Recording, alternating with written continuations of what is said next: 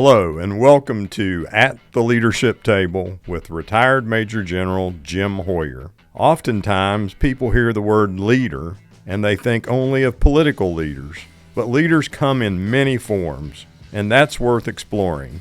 I'm Jim Hoyer, born and raised in West Virginia, a husband, a father, a new grandfather, and a retired military leader, serving for over 40 years in public leadership for our state and nation. Now, the most important mission I have going forward is to educate, motivate, and empower our next generation of leaders.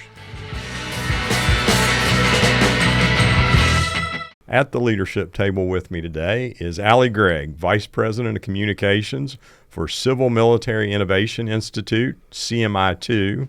At CMI2, Aly manages strategic communications and promotions, supporting the work that CMI2 does for the Department of Defense and the national security mission of our country.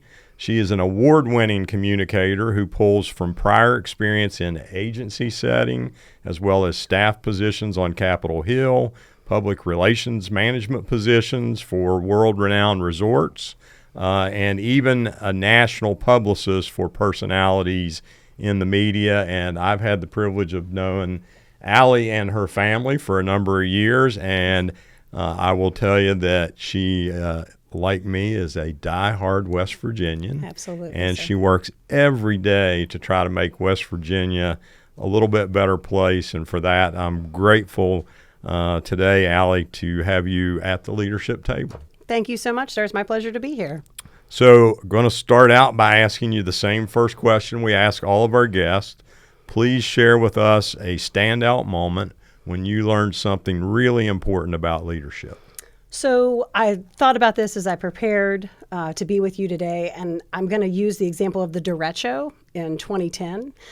Because I think it can show a couple things. What it taught me from a leadership perspective is the power of perspective and how you don't necessarily have to be in charge to make a significant impact. So when the derecho happened, I was working as the agency of record for the Greenbrier County Convention and Visitors Bureau. The derecho happened in advance of the Greenbrier Classic. So there was a significant kind of consternation and push, how do we do it? How do we take care of it? How do we get it off? How do we communicate that the event is still happening? And when you think about an environmental crisis, you don't necessarily go to tourism. I mean, they eventually get there, right? If the place has been damaged or some sort of issue in access. But what we found was she stepped into a significant leadership role and led her organization to being the face of the county. The Greenbrier had to make sure that they were ready, that they could host the golfers for their international competition. They had other priorities and standards they needed to be focusing on. She needed to be the person out managing. So that perspective, I think, is the most valuable lesson you can learn as a leader. And it's something, when you're young, you think the leader is the CEO or the general. And what you recognize as you age and you actually get in the workforce, even maybe some student projects when you're in school, is that you lead from the position you have and you make an impact within your control. And I think that's a great point and some great perspective. So you've got the significant experience in marketing and public relations, but I know firsthand you are a very accomplished crisis communicator. So tell our audience a little bit about how operating in a crisis has impacted you from a leadership standpoint and things that you've learned there. Well, at its core, crisis planning and mitigation response comes down to planning itself. Lots of P words today in your podcast, but that planning is essential. You have to identify the risk that may occur. You have to provide and plan for a response. You have to identify the channels that are going to be most effective. And then you have to monitor. As my background in journalism and public relations, there's a constant circular process that we learn and that we are taught that starts with research and ends with evaluation, and it's ongoing, doesn't necessarily end.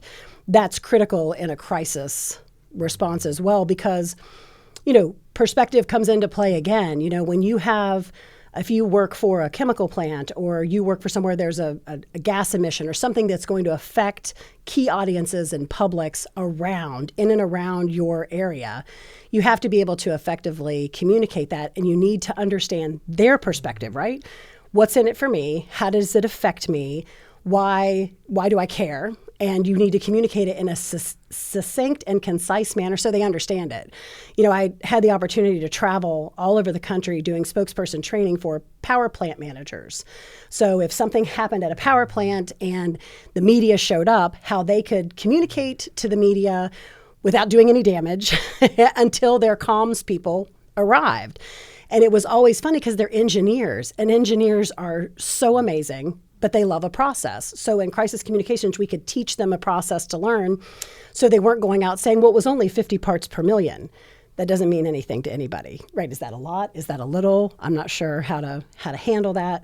So it was giving them the tools to succeed. But I think, in crisis communications itself, that planning, the preparation and understanding, and the other thing we have to do is we have to understand what the CEO is thinking. If you're a publicly traded company, what your shareholders are thinking, what the lawyers think. You always have to deal with legal. So all of those perspectives kind of define, and it's breaking down the silos and everybody working together.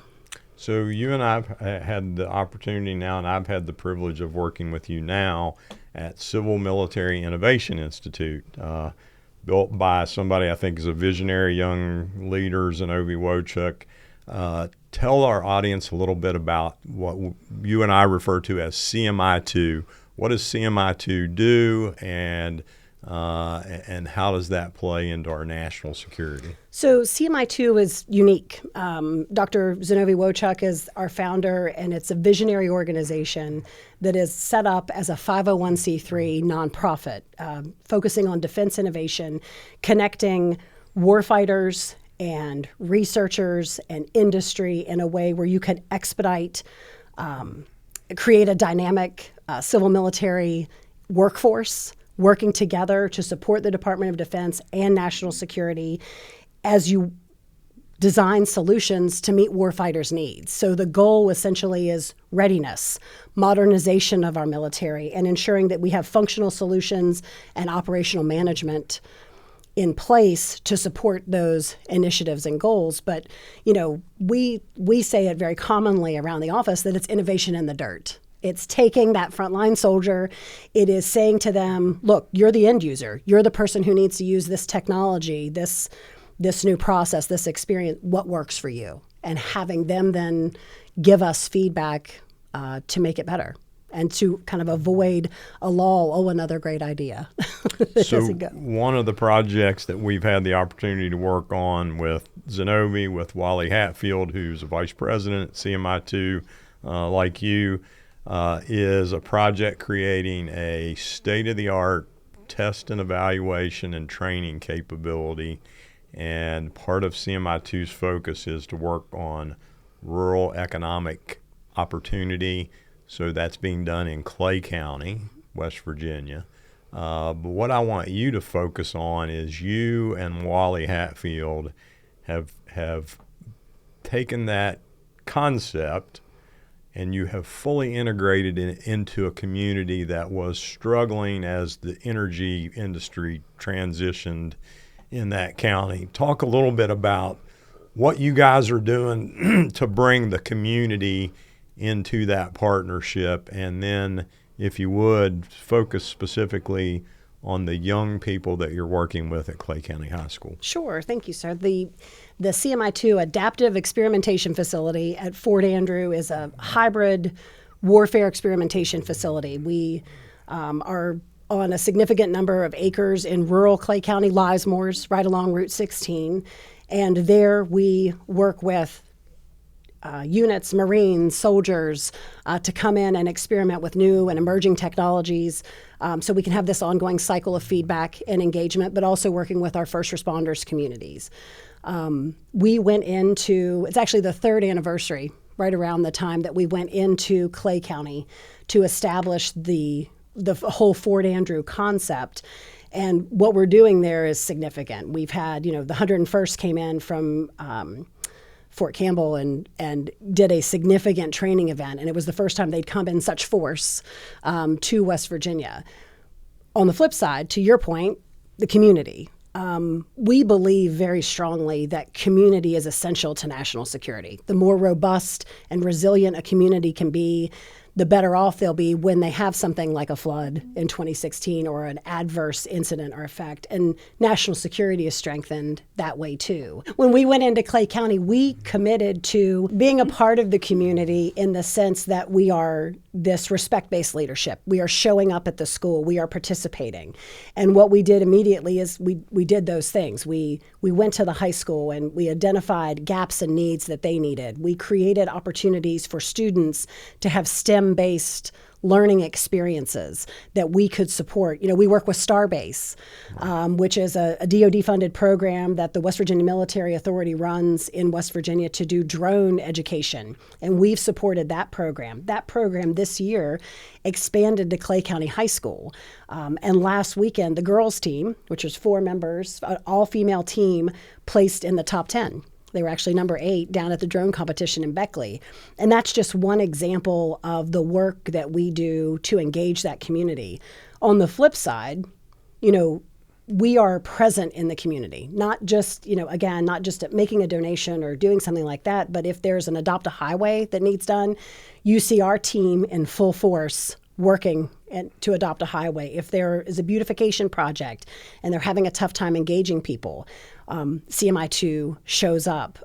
Our team, and they're young, they're, you know, individuals who graduated in 2024, 2023 from Clay County High School who are working for us now, as well as interns, are there every Saturday when the Mountaineer Food Bank is in Clay County handing out food. And they participate that way. And, you know, we are investing in the county, we are investing in the workforce, we are investing in the community, and we're winning too as a result. Absolutely. And I think what I've had the opportunity to observe and proud to be a part of is you guys have taken young people in a community that didn't feel like they had an opportunity or a future going forward in West Virginia or even in that community.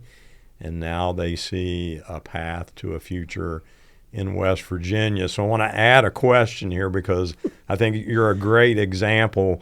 You're a nationally recognized public relations, marketing, and crisis communications expert, and you come from West Virginia.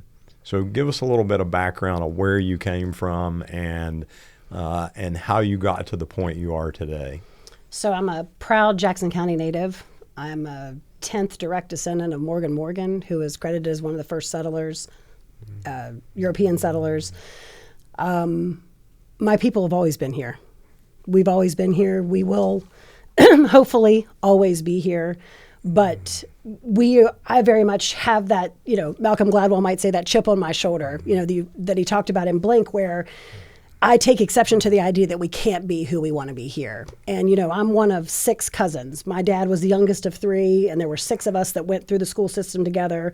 We're all 5 years apart. 5 of the 6 of us are still in West Virginia. And we're in a diversity of industry and professional, you know, opportunities, but we all stay here because we want to be in West Virginia and we want to do it. And I have never doubted that I could do what I needed to do in West Virginia. And, you know, when I first graduated from West Virginia University, had the opportunity to go to Capitol Hill, and then as soon as I had the chance to come back, did.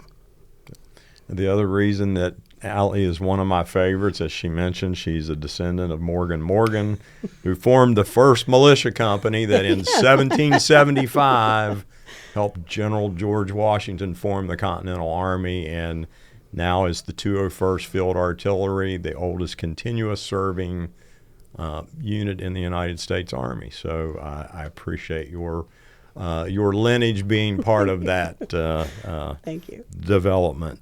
So you have a lot of experience in helping communities, and I'm going to read a couple of these because there are numerous. You've worked in leadership positions with the Rosenbaum Family House at WVU Medicine. University of High School Athletic Boosters, Special Olympics in West Virginia, the United Way, and many others. What inspires you to devote your time to community leadership and community support? The example I've always been taught. Both my parents were active in community. I grew up in Ripley. My dad established the first heart walk after he'd had bypass surgery. My mom made a career post-volunteering by learning fundraising and has always been actively involved in her community. And I also have great mentors who do the same thing. Sharon Rowe at the Greenbrier, I worked for Sharon, but she is somebody who is actively involved throughout West Virginia and the nation with showing the way you can give back. And I think that the most important message we can learn is that you give back as you can. You know, when my son was small, I did a lot of things at the school because that was my capacity. It was my capacity to go and run craft club at the elementary school or do those things because that I wanted to be with him, and that was an opportunity.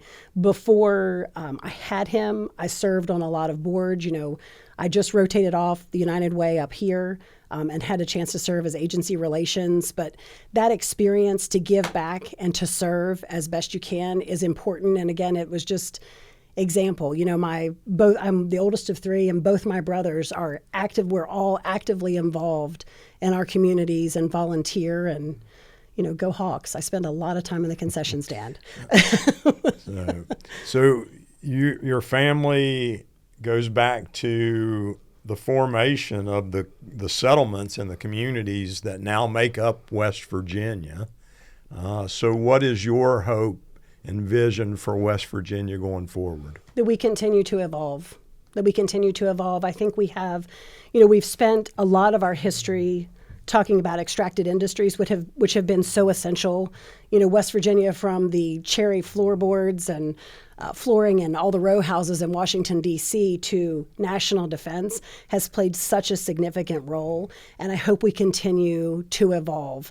We can obviously maintain the impact that we've made through the extracted industries and that workforce, but also recognizing the evolution that we have with our universities and colleges, with the industries that we have. And, you know, coming from a defense and hospitality background, which is it's an odd dynamic, but both of those have been defined by West Virginia or West Virginians. And I think if we can continue to focus on evolving, we will keep people here. I want to see our kids stay home. I want to see them find opportunities. But I also love what Brad and Alice Smith have done with the Ascend program by saying you can always come back. And you can come back and be a West Virginian by choice as opposed to by birth and make their impact here. And I hope we continue to evolve. And I think with leaders like you, we will. And Aly, you have demonstrated to people in West Virginia that you can be from West Virginia and be a national expert, whether it's public relations, crisis communications, but at the same time, you can be a local community leader who has an impact at that base level, and somebody who can be a mentor to young people in communities that are impacted by some of the challenges that we've faced in economic transition. So I greatly appreciate all you're doing. I appreciate your friendship and look forward to a lot more work together in our projects with CMI2 and the Clay County Project, and thank you for joining us at the leadership table today. Thank you, sir. I appreciate it. Thanks for listening. This has been At the Leadership Table with retired Major General Jim Hoyer. Did you know you can now find me on social media at RMG Hoyer? That's HOYER,